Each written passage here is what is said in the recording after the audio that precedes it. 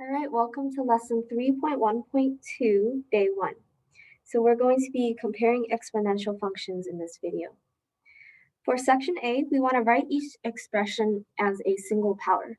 So you can see that we have some exponentials here. And before we go on, I want to just remind you what an exponential means. So for an exponential, like 10 to the power of 3 on the top part, that means 10 multiplied by itself 3 times. So you can see here that it said 10 times 10 times 10. On the bottom, we have 10 to the power of 7. So how many times do you think I have to write the number 10? 7 times.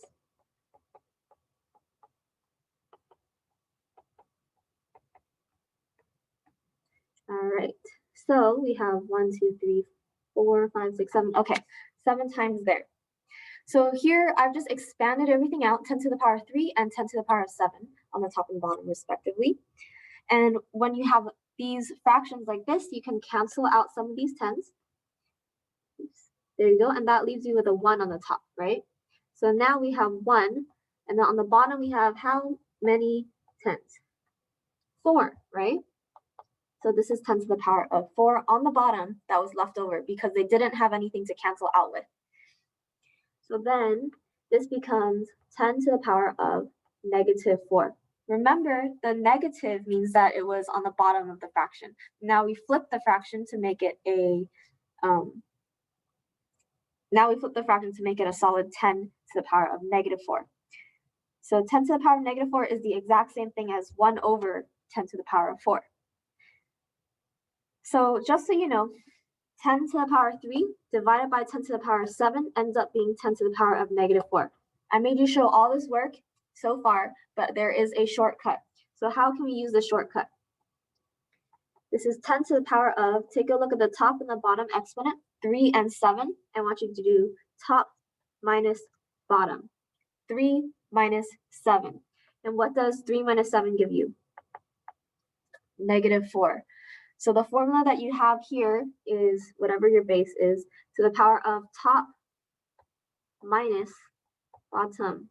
Okay, so you raise your base to the power of top minus bottom, and that's how you will get your final answer, 10 to the power of negative 4. And the work that I made you show right here, that is the reason behind why you do top minus bottom. Okay, so for number 2, I want you to show the work again. You guys can try it out on your own, and I'll let you pause the video here so that you can try it on your own. All right, now that you're unpaused, let's see if you showed your work properly. So let's take a look. We have y to the power of 5, so I have y times y times y times y times y. There are 5 y's there. On the bottom, how many y's should I have? I should have 8.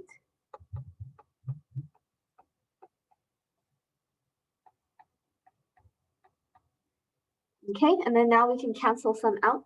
1, 2, 3, 4, 5 of them cancel out. We are left with 3 on the bottom and a 1 on the top. This simplifies to y to the power of negative 3. The shortcut for that would be to take your y and raise it to the power of top minus bottom, 5 minus 8. And that will give you y to the power of negative 3 as well. So both of these are your same answer. Y to the power of negative 3 is your final answer.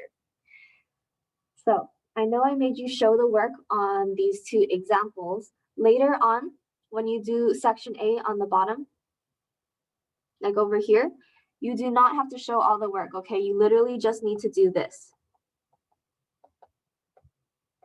Oops. This is all the work you need to show when you do your skills practice over here on the bottom, okay? I just wanted you to show the work on my example problems so you understand the reason behind why it works the way it works. But for the rest of these, when you were working on your skills practice, you can just show this amount of work. You don't have to expand it out. All right, that is it for this video. I will see you in the next one.